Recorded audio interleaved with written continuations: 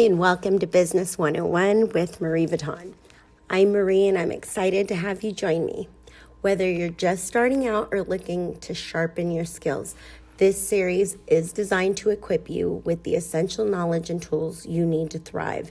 From basic terminology to starting your business, we've got you covered.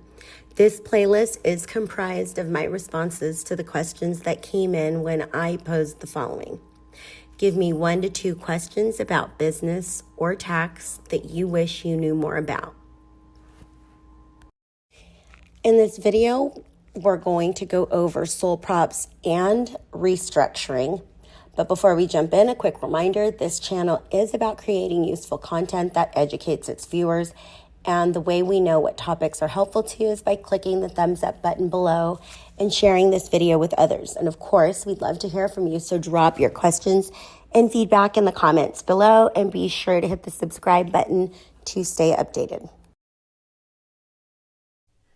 While I've explained different concepts, so you may have seen this screen or at least this portion of my screen before, but as I'm going through the list of questions, I'm literally just going down the list and replying. So is it okay for entrepreneurs to start off as a sole prop? Yes. When is it a good time to consider restructuring to an LLC or S Corp or Inc? Well, one, I probably would never recommend to go the C Corp route unless, you maybe wanted to go public one day or, some other foreseeable restructure that would cause that. Otherwise, if you didn't have any, if you're a sole member, I would say you could do an LLC and submit to be a disregarded entity, like treat it as an S Corp. So I would do that. That would probably be my next step. But if you have a partnership, then you really want to just consider what you need it for, okay? Because regardless, if you have a partner, you're going to need a partnership agreement. And, there are reasons why you would do one versus the other, primarily for liabilities and tax, okay? And what you need to know is that LLC isn't recognized globally either, and you wouldn't be able to go public, okay? I mean, that's not always a thought factor when considering this for anybody. So if there's any questions on what I've said, leave them in the comments below. And as far as S Corp better than an LLC, I mean, you're basically, you're taxed on profits received, and I'm trying to think what else. There are citizenship requirements on an S Corp. So if there are people that aren't U.S. citizens, then that's not an option. So there's just a number of different reasons. Whenever you're considering that, if you're really in doubt, book a call or consult an attorney, because literally these are meant to be in place as protections.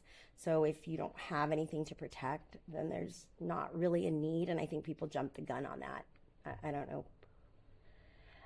But anyway, is there such thing as too many write-offs? Yes, because it's either you're a bad business owner or it's fraud, okay? I mean, it's I think very common to have a loss here and there, but when it's consistent or when it costs you a lot of money to only profit or lose every year, you may want to consider if that's really a business or more of a hobby, okay?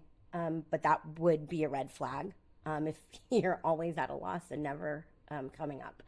When to know when to close or shut down a business or storefront, same thing. You'll know. You're either drained out or with energy or capital, whichever's first. And hopefully that answers these questions. I wanted to show the little